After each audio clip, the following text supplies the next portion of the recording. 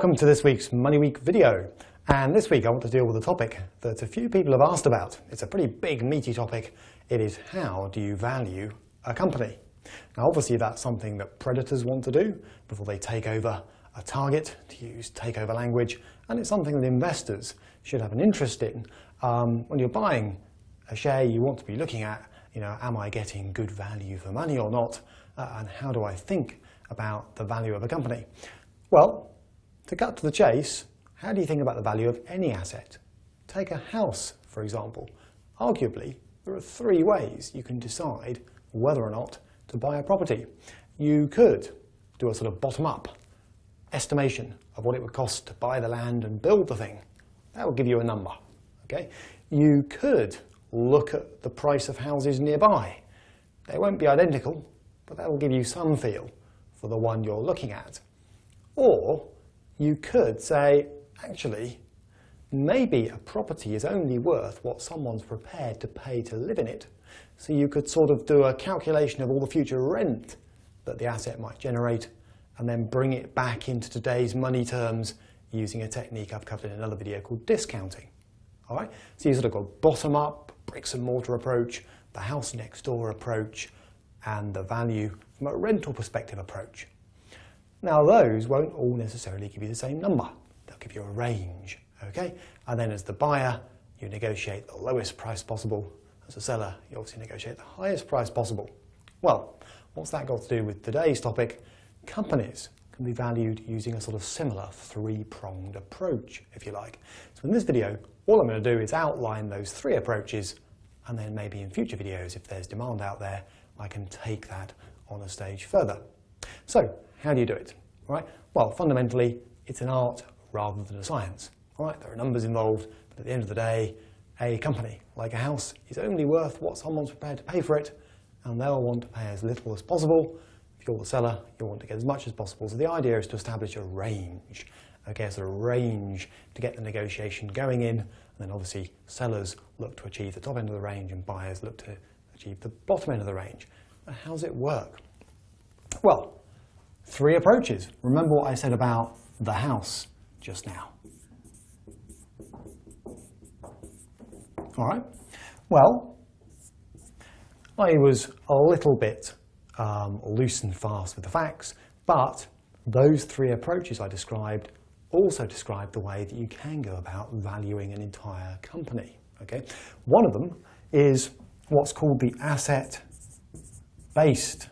approach. Now in this video I'm just going to introduce the language. I'm not going to go into this in any detail.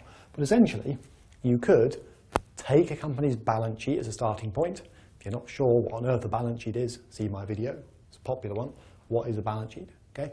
You could start with the company's balance sheet, look at the list of assets, make some adjustments according to, as a buyer, whether you think they're fairly safe or not, and come up with a kind of asset-based valuation. But do you just stop there? No, okay? Because chances are you're not buying the company to simply wind it up and flog off the assets. Chances are you're buying it, like as a predator, for example, or as an investor, you're looking at the longer term.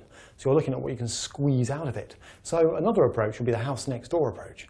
Okay, this is the kind of bricks and mortar approach. The house next door is called, or well, I'll call it ratio-based. And if there's demand, we can cover these in other videos. Okay, you may have come across this one if you've done a bit of this stuff before. But ratio-based is essentially saying, well, let's take similar companies, so ones from the sector that this company operates in. Let's look at something like their PE ratio or their price to sales ratio. Again, topics I cover in other videos. What is a PE ratio? What is a price to sales ratio? Okay, and let's see if we can come up with a sort of comparative number for the company that we're looking at. All right. Now, very, very simply, this works on this sort of premise, that a PE ratio is the relationship, for example, between the current share price of a company and 1 year's earnings.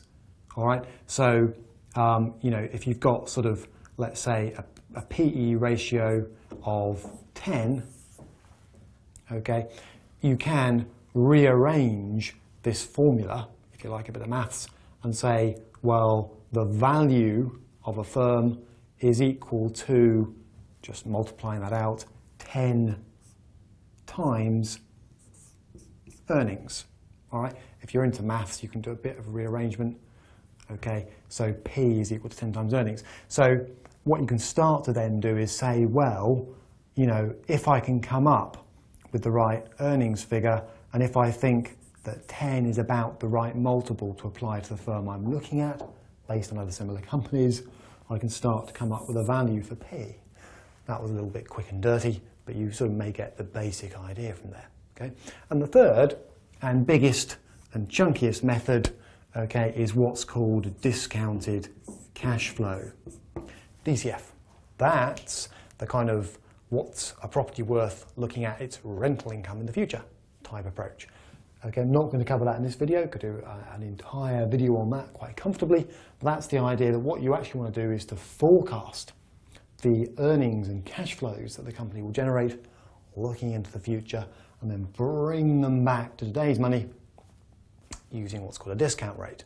Okay, and I do cover that in another video in outline terms. Okay, so there we have it. Just want to introduce the idea, that's all I've done here, that there are several ways you can value a company, and there's a predator, obviously that's vital, okay, so you don't overpay for it. As an investor, it's quite important too. Okay, so those three methods are asset-based, bottom-up, take a balance sheet, see what the company's worth from a balance sheet point of view, make some adjustments based on what you think assets and liabilities might really be worth. The ratio-based approach that says let's look at similar companies, get a handle on a typical multiple for the sector, and then take a number for the company we're looking at and multiply to get the price. That can be done using the PE ratio, the price to sales ratio. It depends on the company, depends on the sector. And the third approach, which is a biggie, discounted cash flow. Okay, and that's used in many, many, many situations. Okay, it's unusual to just do one of these. Quite often you're trying to do two or three of them.